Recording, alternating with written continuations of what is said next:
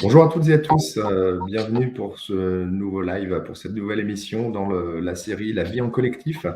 Donc, entre le collectif Libertad et le collectif Réinfo Covid avec Louis Fouché. Merci Louis. Donc, je vous rappelle les émissions La vie en collectif, une série d'émissions amenées également à perdurer sur comment vous apporter des pistes sur l'organisation de vos collectifs citoyens. Nous avons donc déjà abordé un ensemble d'émissions, donc on vous rappelle les précédentes émissions, donc notamment l'émission numéro 1 sur la raison d'être des collectifs. On a abordé ensuite le cadre de sécurité dans la numéro 2. Ensuite, on a évoqué les outils de communication, notamment de communication interne. On a reparlé ensuite dans la numéro 4 des règles de prise de décision à l'intérieur même d'un collectif. Lors de la 5, qui fait quoi, les rôles et finalement dissociation entre guillemets les rôles et les personnes avec les cercles de décision. Et dans l'émission précédente, on a évoqué la résolution de conflits en interne entre différents individus. Donc aujourd'hui, on aborde lors de cette émission numéro 7, notamment comment se réunir, qui va faire en fait un petit peu la finalité, une sorte de conclusion de cette série déjà de 6 émissions. Voilà, donc bonjour Louis, j'espère que tu vas bien. Ouais, salut Pierrick, merci beaucoup, j'espère que tu vas bien aussi. On se retrouve pour effectivement discuter de comment on s'organise, parce que je crois qu'il faut être méthodique, déterminé, patient, mais il y a besoin de méthode. Et méthode, ça veut dire si on y va à la fleur au fusil en pensant que tout va se passer facilement, il y a des chances de tomber dans tous les travers qu'on a intériorisés. Les réunions qu'on a eues au boulot, les réunions qu'on a eues à l'hôpital, etc. En fait, on a intériorisé que c'était comme ça qu'il fallait se réunir, comme si c'était normal. Et qu'on questionne plus ça parce que on a complètement intériorisé l'institution. Sauf que cette institution, elle était défaillante. Et je veux dire, il n'y a pas besoin d'être un grand génie pour s'en rendre compte. Les réunions à n'en plus finir avec l'administration dans un hôpital, par exemple, vous savez très bien que ça sert à rien, que la décision elle est déjà prise avant, que on vous demande même pas votre avis, qu'à la limite, ça peut être intéressant de temps en temps pour une information descendante, mais souvent c'est dans un jargon où vous comprenez rien. Et donc là, on va venir aujourd'hui sur la question de comment on se réunit pour qu'une réunion soit quelque chose de vivant, de dynamique et de fécond. Parce qu'il y a beaucoup de gens qui pensent que les réunions, ça sert à rien. Et j'en fais partie. Hein. Il y a une partie des réunions, je pense qu'elles ne servent à rien du tout. Donc on va essayer de donner des outils très très pratiques là, consiste à savoir comment on fait un cercle, on appelle ça un cercle, comment on se réunit quoi. Il y a plein de façons de se réunir différentes, il y a plein de façons de laisser circuler la parole de manière différente. Et je vais vous donner quelques exemples qui peuvent être rigolos et qui peuvent servir à animer vos groupes. Vous pourrez les retrouver d'ailleurs dans des ressources sur Internet pour que votre réunion soit le plus efficace possible. Alors, on est beaucoup dans des réunions numériques maintenant, mais on va partir sur l'idée de la réunion présentielle parce que pour moi, elle doit rester la base. Et la réunion numérique est forcément une procédure dégradée, quelque chose qui est un peu merdique, où les gens sont à moitié concentrés, ils regardent en même temps sur Internet d'autres trucs en même temps qu'on est en train de se parler. Ça, c'est pas bon. Cela dit, en présentiel, c'était pareil. Vous savez, les gens qui sont sur leur téléphone dans un coin pendant qu'il y en a un autre qui parle, et en fait, tout le monde s'en fout. Vous ne savez même pas pourquoi vous êtes là. Par contre, les gens, ils ont bien mis un ordre du jour, ils ont bien fait le truc, mais malgré ça, ce n'est pas une réunion féconde. Je vous donne l'exemple de ce qu'on fait nous dans Réinfo Covid, et puis des critiques qui ont été faites. On se réunit à une heure précise, on essaye d'être en avance, pas en retard, il y a une ponctualité. On laisse 5 minutes de sas de battement au départ, et puis au bout de 5 minutes, on commence, et on reprécise le jour, quel est le nom de la réunion, pourquoi on est là ensemble, et qu'est-ce que c'est que cette réunion. Donc par exemple, le lundi soir, on dit, voilà, on est le 28 janvier, il est 21h05, on commence une réunion de stratégie pour les carnets de bord de Réinfo Covid dans son exploration de la galaxie de la tyrannie. Et bienvenue à tous. Et là, on va poser d'emblée 3 rôles clés qui sont ce qu'on appelle les gardiens du cercle, les officiers du cercle. On a besoin de ces rôles-là, c'est comme ça. Et c'est d'une part un gardien du temps, quelqu'un qui va dire toutes les 10 minutes, il va scander, ou toutes les 5 minutes, on fait ce qu'on veut, il va dire ça fait 10 minutes. Et pour nous rappeler le temps qui passe. et pour éviter de trop déborder. Il ne faut pas que la réunion déborde, il faut être précis là-dessus. Et si ce n'est pas fini au bout du temps imparti, ce n'est pas fini, c'est comme ça. Il faut qu'on aille se coucher, il faut qu'on passe à autre chose. Donc, un gardien du temps. Et si on parle de temps, on parle justement de combien de temps elle va durer la réunion, les gens sur quoi ils s'engagent. Et si vous passez votre temps à déborder, les gens, au bout d'un moment, peut-être qu'ils ne vont plus venir parce qu'ils savent ou ils vont venir en traînant la patte parce qu'ils savent que ça va déborder, qu'ils se coucheront à pas d'heure, etc. Alors que si vous respectez l'horaire, là, les gens, peut-être, ils n'en auront même pas eu assez. Ils diront, vivement la prochaine, quoi. Ce serait ça le but d'une réunion. C'est qu'à la fin, les gens soient pleins d'énergie et aient envie de revenir. Quitte à ce que tout n'ait pas été dit, tout n'ait pas été traité, tout n'ait pas été fait. Ce n'est pas grave. Donc, on fait appel en général au facteur limitant principal au début. On dit, bon, alors ce serait quoi l'heure limite pour vous? Il y en a un qui va dire, bon, on commence à 21h, 22h30. Moi, après, je ne peux pas, j'ai d'autres trucs à faire. Ok, on reste sur Gérard et 22h30. Est-ce que ça va à tout le monde? C'est juste une petite question rapide. C'est le gardien du temps qui la pose. 22h30. À 22h30, ce sera fini. Donc, à 22h20, on mettra en route la conclusion. Le gardien du temps. Deuxièmement, le secrétaire. Le secrétaire, c'est la mémoire du cercle.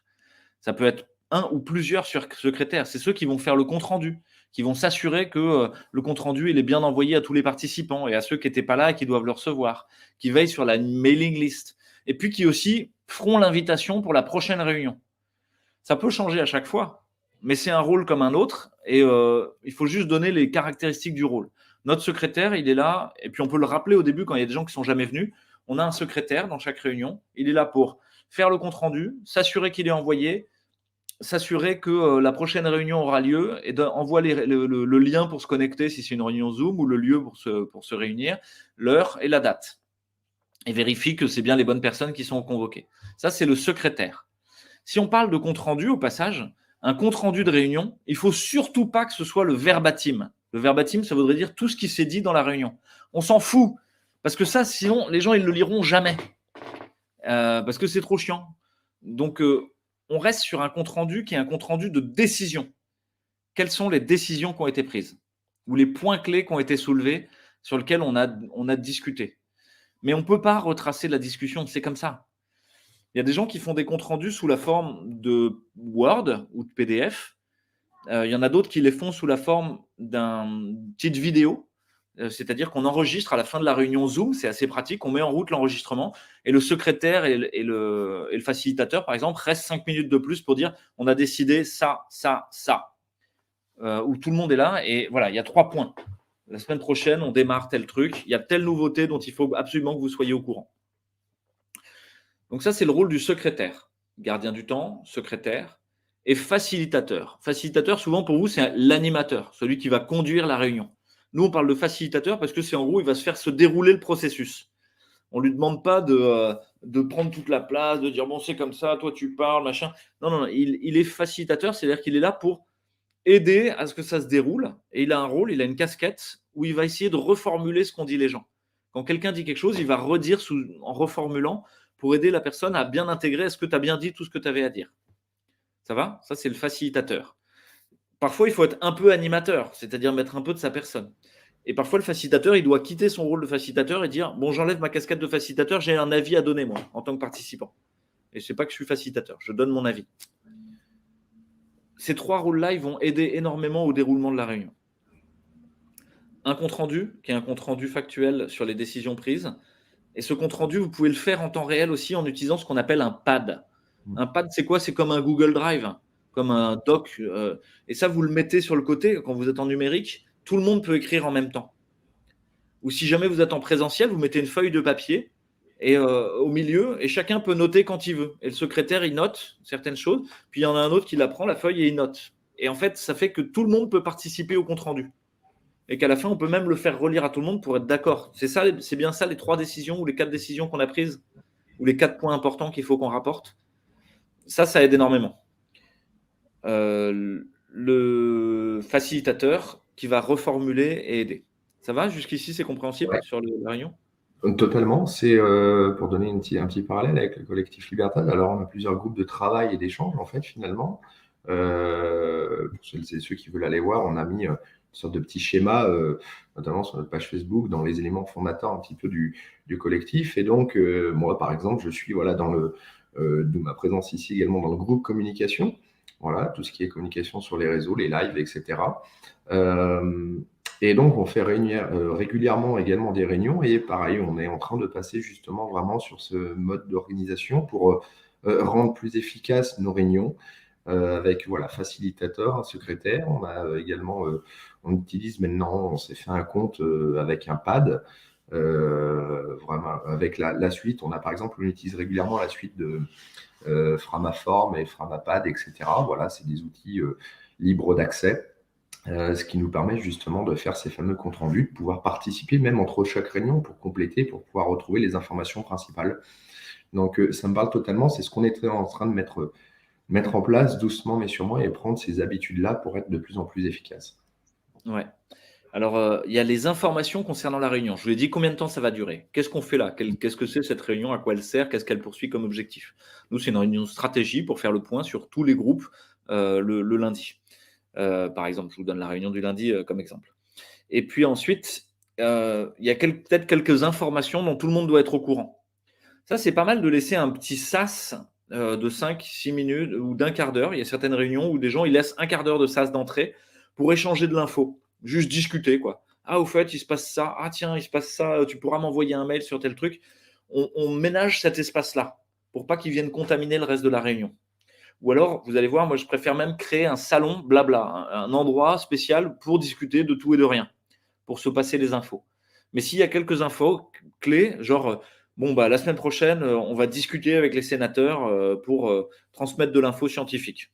Voilà, vous êtes tous au courant, ça se passe mardi prochain en face du Sénat et on va discuter avec eux pour leur transmettre de l'info médicale. Bon, ben voilà, tout le monde est au courant. On peut faire un tour d'informations comme ça aussi, que chacun donne une information clé. Attention, ça peut vite devenir l'ensemble de la réunion, quoi. Donc, pour moi, c'est vraiment les infos clés sur la réunion. Ensuite, on fait ce qu'on appelle un temps de centrage. Et ça peut être un peu spécial pour les gens qui viennent pour la première fois parce que ça peut paraître un peu bizarre, inhabituel. C'est l'idée de 1 minute de silence. On peut même faire une méditation guidée pour ceux qui ont envie et qui ont l'habitude. Juste retour au corps, parfois, à la respiration. Pour libérer la journée. Dire, OK, vous enlevez tout avec quoi vous êtes arrivé, peut-être. Là, on est ici et maintenant.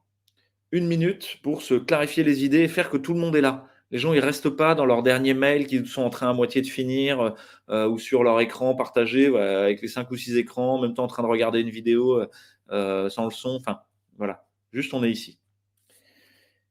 Et puis, après ce temps de centrage, on fait un appel à météo intérieure. C'est quoi ce truc-là?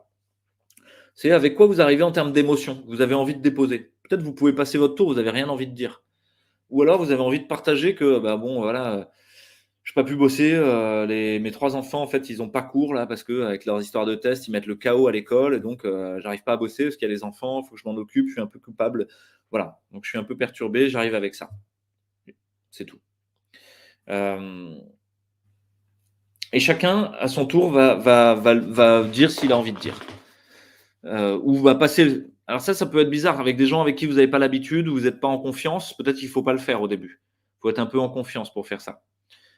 Sinon, les gens, nous, on a eu des personnes qui ont trouvé ça tellement bizarre qu'ils étaient mal à l'aise avec ça. Il faut entendre ça aussi, hein, parce que ça, c'est les nouveaux, quand ils arrivent dans un groupe qui est très en confiance, ils se disent, mais dans quoi je tombe là? Je suis dans une secte ou je sais pas quoi, c'est quoi cette affaire?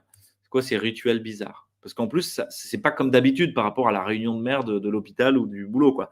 Là, vous êtes dans une réunion qui est vachement plus efficace et où les gens sont plus en confiance. OK. Donc, les rôles, le déroulement de la réunion, le temps de centrage, la météo intérieure. Et enfin, on peut éventuellement commencer, mais pour moi, il est important de rappeler les règles. Et là, c'est le facilitateur qui va rappeler les règles. C'est quoi les règles? C'est dans cette réunion, on ne parle pas quand on veut. Mais il faut que vous vous les donniez à vous-même, hein, mais nous, on a 4 ou 5 règles comme ça. On ne se coupe pas la parole. On parle et quand on a fini, on essaye dans la parole d'être clair et concis. Ça veut dire on ne va pas en rajouter 15 plombes, remettre une couche, bégayer 4 fois, redire la même chose. Non, non, non. J'ai préparé ma phrase, je sais ce que je veux dire, je la dis Et quand j'ai fini, je dis j'ai fini ou j'ai dit.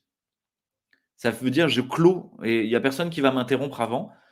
Et ça me force à savoir quand est-ce que j'ai terminé. J'ai fini. Tu vois? Et là, c'est à toi. Ça aide beaucoup cette idée de clore la parole. Troisième truc, c'est je parle en valeur ajoutée. C'est-à-dire j'essaye que ce que je dis, ce soit en plus par rapport à ce qui s'est déjà dit. Je vais pas répéter 50 fois. Quatrième truc, je parle en souveraineté. Je parle pour moi, je parle pas pour les autres, je parle pas pour quelqu'un d'autre, je parle pas pour quelqu'un qui est pas là, je parle pour moi. Je parle pas pour quelqu'un d'autre qui est dans le cercle, sinon ouais, mais toi, tu dois penser ci ou ça. Non, non, non, je parle pour moi. Et ce que je ressens, j'en suis responsable. Ouais, mais les autres, peut-être qu'ils penseraient ça. Non, non, mais on s'en fout. S'ils ont quelque chose à dire, ils le diront. Toi, qu'est-ce que tu penses? Ouais, moi, avec ça, je suis pas à l'aise parce que je me sens en dehors de la raison d'être du collectif. Ok, ça c'est ok, tu es en souveraineté. Ça, c'est l'idée de remettre une couronne sur sa tête et de dire je parle pour moi, avec mes sentiments et je les assume. Et puis, la parole n'est pas libre, elle est distribuée par le facilitateur. Ça veut dire quoi? Le facilitateur, en général, il va te donner une règle du jeu sur la parole. Il va dire je mets la parole au centre, comme un bâton de parole. La prends qui la veut. Ok, je la prends. Puis quand je dis j'ai fini, j'ai dit, je remets la parole au centre. Ou bien le facilitateur, il va dire celui qui prend la parole, ensuite désigne qui la prend ensuite. Ça, c'est pratique, par exemple, pour un tour de météo intérieur. Louis, je te donne la parole, et ensuite tu la donneras à qui tu veux quand tu as fini. Ok, bah, moi je me sens bien, ça va, merci d'être là. J'ai fini, je donne la parole à Pierrick. Ça va? Donc ces règles du jeu-là, elles fluidifient considérablement la réunion. Par contre, elles interdisent une parole libre. C'est-à-dire que si quelqu'un a envie de discuter, c'est pas le lieu. Et si les gens ils viennent à la réunion pour discuter, bah, parce qu'ils ont l'impression que c'est un lieu de convivial, de partage, bah non, c'est pas le bon endroit. Donc ça veut dire qu'il faut ménager un espace de discussion. Parce que si vous en avez pas, les gens vont se dire mais attends, c'est quoi ce truc complètement rigide? Moi je suis venu pour parler, j'ai pas le droit de parler quand je veux. Bah non, en fait. Mais vous allez gagner en efficacité d'une manière considérable. Donc vous pouvez, comme je vous l'ai dit, créer un sas au début ou à la fin pour que la parole puisse se libérer à ce moment-là. Ça va? Jusqu'ici, tu as des questions, des... Non, c'est très bien. C'est très intéressant et ça nous donne des pistes sur comment améliorer un petit peu encore nos réunions, puisqu'on a régulièrement voilà, des réunions pour œuvrer. Et c'est vrai que des fois, un peu cette sensation, finalement, qu'est-ce qu'il en est ressorti? Et on veut essayer d'améliorer un petit peu ça pour être vraiment des plus efficaces et avoir cette envie, comme tu l'expliquais, de vouloir revenir et de se dire waouh, on a bien avancé en gros presque à la dernière réunion et comment est-ce qu'on peut faire justement pour que ce soit encore plus efficace et opérationnel et surtout qu'on ressorte de cette réunion en se disant c'est bon, on a des éléments clés, on a des décisions, on sait ce que l'on peut en faire maintenant. Ouais, c'est quelques petites règles du jeu qui aident considérablement. Quelqu'un de nouveau qui arrive, vous pouvez aussi décider qu'il n'a pas le droit de parler. Il va juste écouter pendant une réunion pour justement comprendre les règles du jeu. Parce que si vous le mettez directement dans des règles du jeu qu'il ne connaît pas, lui, il va les transgresser de tous les côtés. Il va parler quand il veut, il va parler de l'un à l'autre. Ah, au fait, Gérard, ça aussi, c'est une des règles. On ne fait pas de discussion 2 à 2 dans une réunion. Non, là, on parle au centre, on parle au milieu. C'est le travail sur la posture en cercle, en fait. La notion de posture est importante. Il y a quelqu'un qui va toujours vouloir tenir le crachoir. Bah non, en cercle, ça circule. Ce qu'on fait aussi, c'est qu'au moment de la météo intérieure, s'il y a quelqu'un de nouveau, on se présente. Mais on se présente très rapidement en donnant les rôles dans l'organisation. Voilà, je suis Louis, je suis premier lien du cercle vidéo. Je fais partie du cercle vidéo en tant qu'animateur vidéo. Je suis deuxième lien du cercle des diplomates. Je suis diplomate à l'intérieur du cercle des diplomates. Je fais partie du cercle des médecins et je suis facilitateur de la réunion de ce soir. Voilà mes rôles. J'ai dit, j'ai fini. Et ça permet à la personne de se faire une idée de l'organigramme au passage. Et ça force chacun à se dire, c'est quoi mes rôles dans le groupe? Qu'est-ce que je fais d'ailleurs dans ce groupe? Et donc cette façon de se présenter, au début, elle peut être intéressante comme un exercice d'organigramme. Et elle permettrait de faire l'organigramme en même temps, en temps réel, qu'on se réunit, plutôt que de devoir se gratter la tête. Parce que là, les gens, ils vont dire vraiment, bah, moi, ce que je fais dans le collectif, c'est ça. Et ça va donner une image de la réalité, pas d'un truc flou ou idéal qui en fait n'est pas vrai. Ensuite, il y a le déroulement de la réunion elle-même. Et là, ça peut prendre du temps d'en parler, mais c'est ça nécessite d'avoir bien clarifié comment on prend une décision et comment on présente un projet. Est-ce qu'il y a un espace pour présenter un projet ou pas? Ou est-ce que c'est une discussion floue? Nous, la réunion du lundi, en fait, chaque groupe va faire le tour de ces différentes actions en cours pour que les autres soient au courant et on va régler les problèmes opérationnels. On dit que c'est une réunion de triage opérationnel.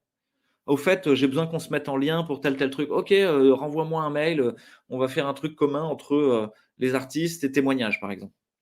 Ça, c'est de l'opérationnel. Mais ça peut être réglé hors réunion, l'opérationnel en général. Ensuite, il y a des réunions de gouvernance. Il y a quelqu'un qui a envie de faire quelque chose, mais on n'a pas créé le rôle. Donc, ça va être une réunion pour créer le rôle, créer le groupe. Ouais, on aimerait bien parler de droit et de liberté, mettre en place une boîte à outils juridique. OK, très bien. Qui est le premier lien et le deuxième lien de ce groupe? Qu'est-ce que vous vous donnez comme raison d'être? Quelle est votre mission pratique? Et ensuite, il va y avoir des enjeux opérationnels. Votre raison d'être, c'est fournir aux citoyens un background juridique. OK, vos missions pratiques, c'est faire une boîte à outils pour les soignants, pour les parents et enfants, pour OK, super. Et puis, il va y avoir des problèmes opérationnels avec qui vous êtes en lien. Vous devez le publier sur Internet. Vous voulez faire des vidéos. Vous voulez faire mettre sur le blog. Vous voulez faire des feuilles papier qui vont être distribuées dans les manifs. OK, tout ça, c'est super. Donc, vous devez être en lien avec le webmaster, avec la personne qui fait de la com et avec les gens qui s'occupent des manifs. Super. Allez, et on définit qui fait quoi. Ça, c'est pour faire avancer un projet pour pas qu'il stagne.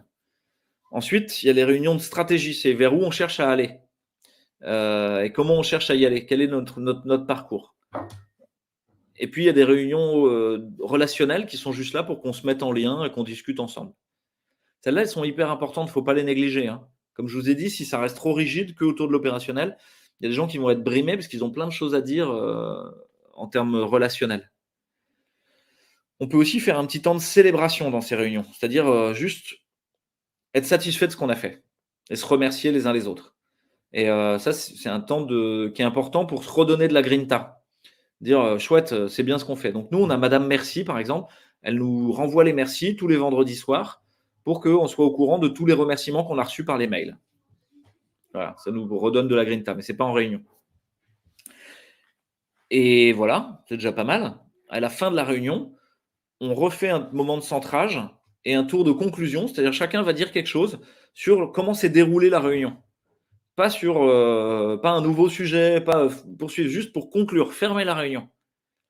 Les gens, parfois, ils n'y arrivent pas, hein, ils relancent un nouveau sujet. Mais non, on conclut la réunion et c'est terminé. Et là, vous allez évaluer, est-ce qu'à la fin de la réunion, je me sens crevé, c'était mou, il n'y avait rien qui s'est passé, ou est-ce que j'ai de l'énergie? Si vous êtes mou et crevé, c'est que ce n'est pas le bon type de réunion et qu'il faut changer. Et là, il y a des choses à faire en termes d'animation de groupe. Et il y a des techniques d'animation de groupe que vous pouvez utiliser, notamment une dont on va parler après, qui s'appelle le café du monde. Voilà. Pierrick, est-ce que vous faites comme ça, vous, au sein de Libertad? Ouais, alors je ne sais pas dans les autres groupes de travail ce qu'ils font, puisque voilà, on a des différents rôles. Je ne suis pas dans tous les autres groupes de travail, mais dans ceux et ceux, enfin les groupes dans lesquels je suis, on essaie justement d'évoluer un petit peu là-dessus, parce qu'on s'est rendu compte que justement on était un petit peu à l'ancienne méthode avec la réunion, on arrive et finalement on parle de quoi, etc., sans toujours avoir établi des ordres du jour. On a donc ce que j'expliquais, on est en train de mettre en place, on va dire, ces éléments-là. Petit à petit, on est en train de prendre ces habitudes, donc des bonnes habitudes, pour être efficace justement selon ces méthodes.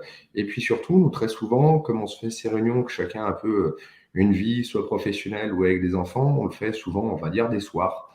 On fait ces réunions, on essaie de les faire en présentiel au maximum, puisque comme nous, on est un collectif local, c'est l'avantage, c'est qu'on arrive à aller chez les uns, chez les autres. Donc, ça remet un petit peu, voilà, le présentiel, c'est quand même des plus intéressants. Et puis, également, nous, un peu selon cette méthode, on apporte chacun, en fait, un petit truc à grignoter.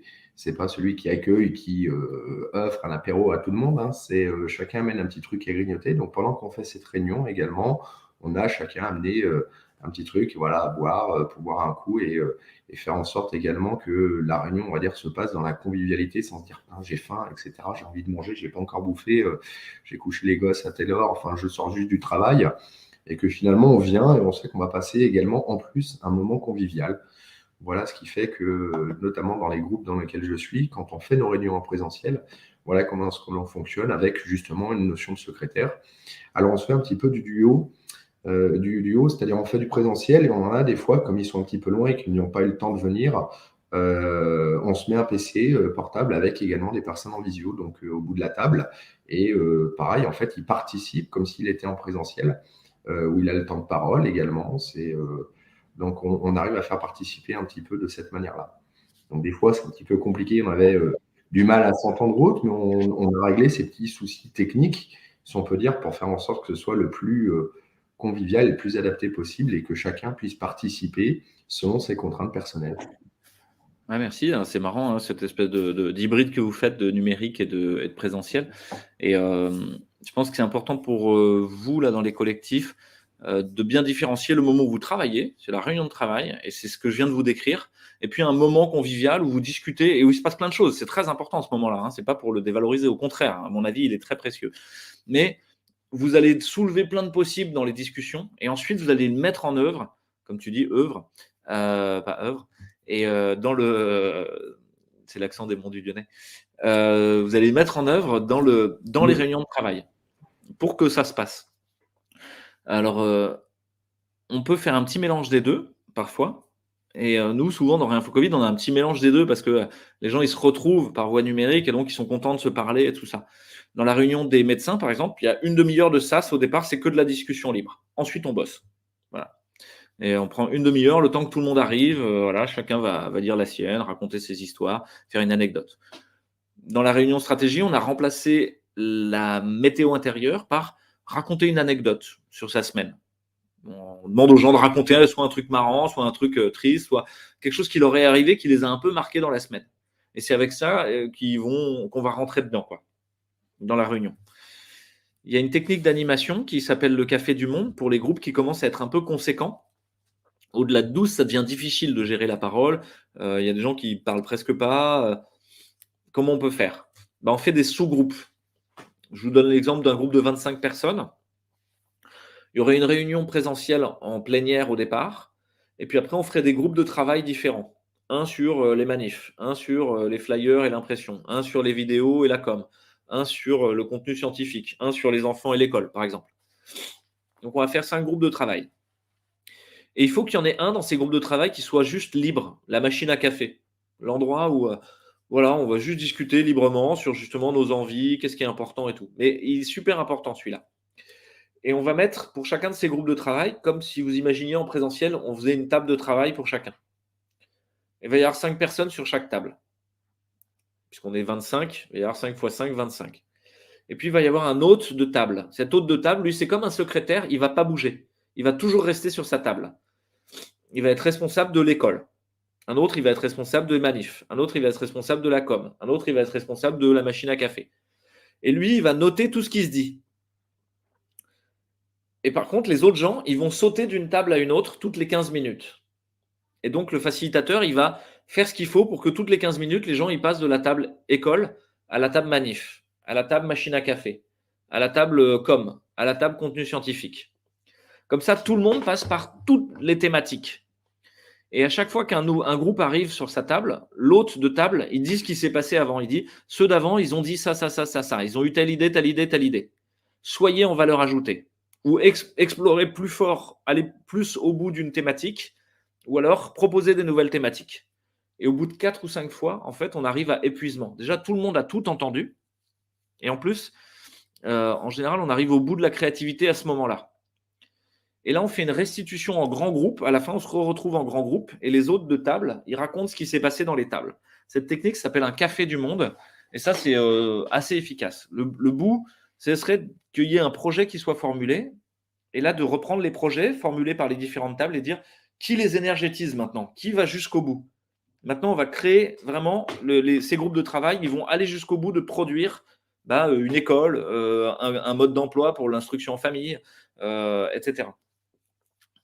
Et là, si on est en présentiel, il y a des gens qui utilisent une technique qui est prendre le projet lui-même, le mettre au sol à 5 endroits différents et dire qui se sent d'aller à quel endroit, qui a envie. Et là, vous écoutez l'envie des gens. Moi, j'ai envie d'aller vers ce projet d'école alternative. Allez. Et les gens vont se retrouver en petits groupes autour du projet d'école alternative qui a été bien défriché par l'intelligence collective. Et maintenant, on y va. Ça va, c'est compréhensible? Oui, totalement. Je vois tout à fait le truc pour avoir participé une fois à une sorte d'événement intercollectif où il y avait un petit peu à Annecy, je me rappelle, voilà, où on avait travaillé sur différentes thématiques, où pareil, on tournait, quoi. On était dans le parc à Annecy, je ne sais pas si tu vois le parc là qui est à côté juste du lac, où il y avait eu différents ateliers où on tournait de la manière exactement avec des animateurs qui restaient en place et qui permettait d'animer. On n'a pas pu aller jusqu'au bout véritablement de cette chose-là, parce que c'est vrai que dans certains groupes, des fois, on restait, il y avait tellement de choses importantes, intéressantes à voir, mais il y a vraiment cette philosophie déjà de se dire, tiens, on va essayer de bosser un petit peu de cette manière-là. Donc ça s'appelle le Café du Monde ou World Café. Et puis en présentiel sur une après-midi entière, par exemple, si on veut vraiment être créatif, il y a quelque chose qui s'appelle le Forum ouvert. Donc vous pouvez taper sur Internet, Forum ouvert, technique d'animation. Et là, ça va vous donner des billes pour organiser votre après-midi, votre journée. Bon voilà, il y aurait encore énormément de choses à dire sur comment se réunir. Une dernière chose que je voudrais préciser, c'est quand vous vous réunissez, il y a la logique de la permaculture, un élément, plusieurs fonctions. C'est-à-dire, vous vous réunissez là, vous allez faire une réunion de travail. Mais est-ce qu'on pourrait en profiter pour faire enregistrer des témoignages? Parce que la com, elle a besoin d'enregistrer des témoignages.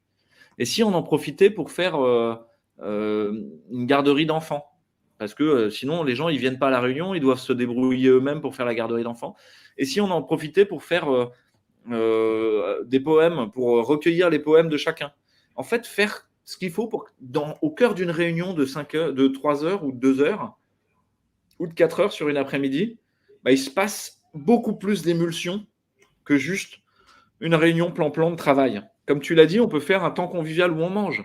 On peut faire une réunion de travail. On peut faire des petites vidéos selfies pour se mettre en lien avec ceux qui ne sont pas là. On peut faire des petites vidéos de recueil de témoignages des gens qu'on va ensuite balancer sur Twitter. On peut faire un petit atelier dans un coin, une sorte de buvette à selfie pour faire l'organigramme, où chacun va dessiner sur une grande feuille papier, va dessiner où il se trouve dans l'organisation. Et à la fin, vous allez vous retrouver avec un vrai organigramme ouvert, collaboratif, qui n'a pas été fait dans la tête du chef, mais qui a été fait par tout le monde. Et vous vous dites, ah tiens, ça ressemble à ça, notre groupe. Les gens, ils se voient comme ça, en tout cas, à tel endroit, tel endroit. Bref, et c'est à la manière d'un jeu, en fait, de plein de jeux. Comme si vous passiez une après-midi à Ludicland, à je sais pas quoi, vous voyez, à Aquapark, il y a plein de jeux différents et les gens ils vont passer dans ces différents ateliers-là et ils sortent à la fin plein d'énergie, plein de grinta, ils ont envie de faire plein de choses. Ça, ce serait le but de la réunion. Donc là, aujourd'hui, moi je suis invité où on me propose de faire des conférences. Ça, c'est sympa. Mais je pense que quand Fouché vient faire une conférence ou Vincent Pavant ou Perron, vous pouvez organiser mais 50 autres trucs vachement constructifs au passage. Avec rien, en fait, il n'y a pas besoin d'argent. Hein. Voilà. Très intéressant en tout cas. Ouais, comme quoi, voilà, exploiter vraiment, on va dire, ce temps pour également, exploiter le terme est fort, mais voilà, utiliser en fait au maximum des ressources finalement, en fait, ces événements où on se réunit pour, entre guillemets, en faire émerger un ensemble de choses plutôt que en faire émerger, on va dire, une seule fleur, quoi, si on peut dire ça. Ouais, exactement. Les gens, ils y pensent quand ils pensent à leur mariage. Ils disent, oh, bon, ça, il y aura un temps pour la photo. Et puis là, on fera un temps sympa où on jouera de la musique. Puis là, il y aura un autre moment où ce sera les discours.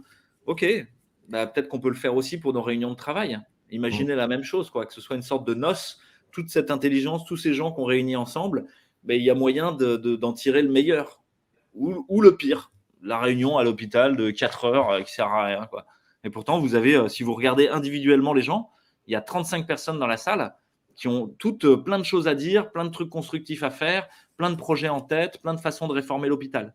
Mais la structure technocratique, elle n'admet pas ça. Ce n'est pas possible dans le process. Donc, sortir de la technocratie pour revenir à quelque chose de vivant et de dynamique. Ça n'empêche pas quelques règles du jeu qu'on a énumérées aujourd'hui. Et puis, ça va être un travail sans cesse réitéré. Je vous donne un dernier exemple. C'est le mépris qu'il y a pour le corps dans les réunions. Alors qu'on est des êtres de chair et de sang, avec un cœur, avec des tripes, avec un corps. Et le corps, il revient comment? Il revient par la pause clope ou la pause café, ou aller manger de manière compulsive, ou jouer avec son téléphone de manière compulsive. Et si on faisait un moment pour le corps? Et on l'avait fait au sein de certaines réunions dans les colibris dont je faisais partie, c'est toutes les 40 minutes, on faisait une pause, il y avait quelqu'un qui était en charge de ça, de nous faire des jeux physiquement pendant 5 ou 7 minutes. Ou juste voilà, souffler, s'étirer, bailler, faire un truc. Voilà. Alors il y en a, ils avaient du mal à rentrer là-dedans, parce qu'ils avaient du mal avec leur propre corps probablement. Puis il y en a d'autres, ça leur faisait du bien. Ils ressortaient de juste s'étirer, bailler, ou faire un yoga du rire de manière très énergétisée, et boum, on retournait travailler. Et c'était efficace. Voilà. Donc faire une petite étape avec le corps, ça c'est très intéressant, surtout si vous avez des profs de yoga, des profs de tai chi, des profs d'aïkido. Eux, ils n'auront pas de problème, ils seront ravis de vous faire 5 minutes, juste un truc où en fait je suis raide. Et ça va mieux une fois que j'ai fait ça. Parce que souvent on me fait tout dans la tête dans les réunions, alors que la tête c'est qu'une toute petite partie. Voilà. Super intéressant en tout cas. Merci beaucoup en tout cas pour tous ces éclaircissements. Est-ce que tu nous as prévu une petite diffusion éventuellement pour finir Alors j'ai prévu une petite diffusion, mais je me suis rendu compte, je me suis trompé, elle n'a rien à voir. Donc là, on va rester là-dessus tranquillement. Ou alors sinon, je peux vous diffuser quelque chose qui n'a rien à voir et qui est très intéressant, mais qui est plutôt sur la tension encore entre une structure et l'individu. C'est-à-dire pourquoi les individus mettent toutes leurs énergies dans la structure et ils ont envie que la structure, ça devienne leur raison d'être. Mais quand la structure s'effondre, il n'y a plus personne. Et alors qu'on a notre raison d'être à nous, individuelle, et ça, il n'y a personne qui s'en occupera à notre place. Et puis, il y a la raison d'être du collectif. Et on peut mettre de l'énergie et en reprendre. On est content de venir et de participer à quelque chose de plus grand. Mais par contre, il ne faut pas que ça prenne toute la place. Parce que sinon, vous vous retrouvez comme les gens qui. Mais j'ai tout fait pour la boîte, j'ai tout fait pour la boîte, ou j'ai tout fait pour ma famille. Et à la fin, ils sont étouffés, quoi. Ils ne peuvent plus rien faire. Donc, je vais vous la passer parce qu'elle est pas mal. Mais ça n'a pas tout à fait à voir avec la réunion, avec la réunion en groupe. Voilà. À bientôt. Hop, alors merci tout le monde. Donc, on coupera juste à l'issue de cette diffusion. N'hésitez pas donc à retrouver l'ensemble de ces émissions sur la chaîne YouTube du collectif, notamment Libertad, également diffusée sur d'autres plateformes. On a créé une playlist spéciale de la vie en collectif. Avec Louis, on prépare également d'autres potentielles réunions, en tout cas, émissions, pardon, sur la vie en collectif. Donc, merci à toutes et tous déjà d'avoir suivi cette série de 7 émissions. On vous dit à très bientôt et on clôture donc à l'issue de cette présentation. Merci encore Louis à toi. Voilà, Ouais, au revoir tout le monde et à très bientôt. Au revoir. Bye bye.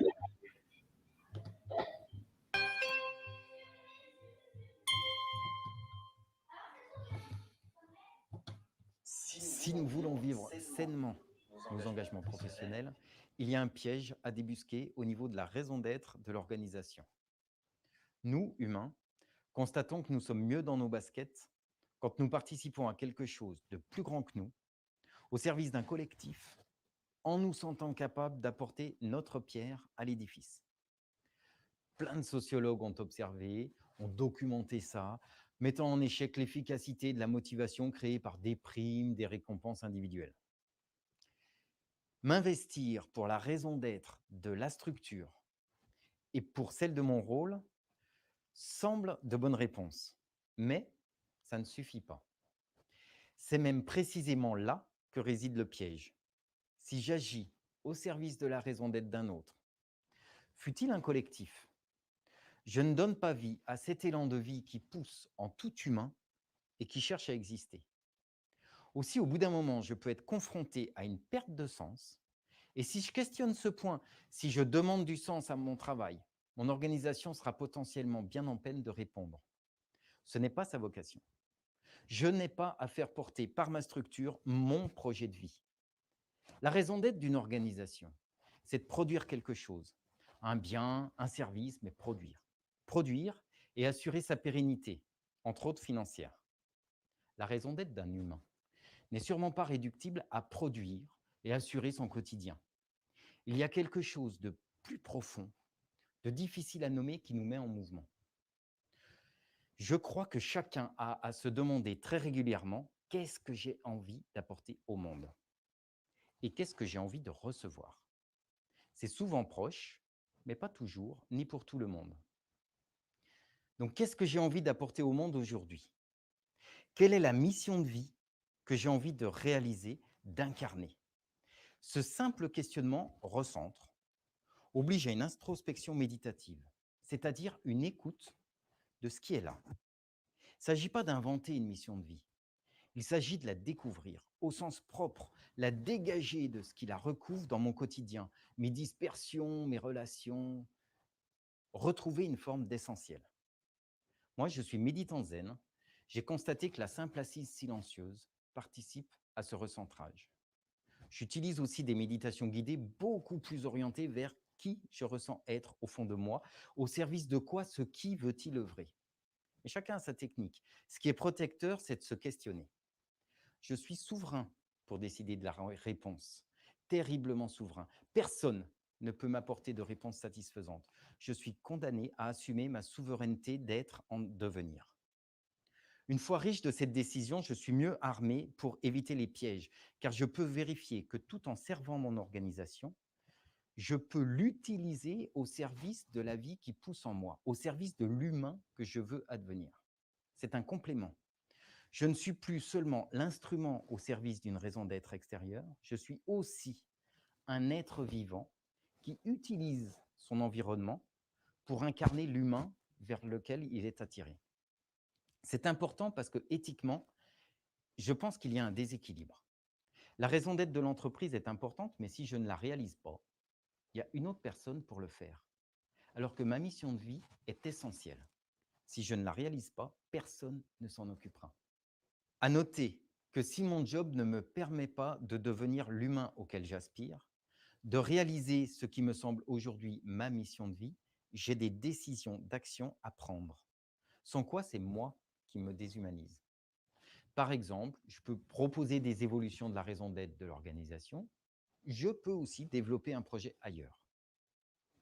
Puisant mon énergie dans ma motivation intrinsèque, je serai capable de me dévouer à mon job, à la raison d'être de ma structure, mais sans m'oublier moi-même. Je saurai mieux m'adapter aux imperfections, aux aléas, car je serai ancré dans mes élans profonds. Je pourrai pleinement agir au service de la raison d'être de ma structure, ce qui est le sens de ma présence dans l'équipe.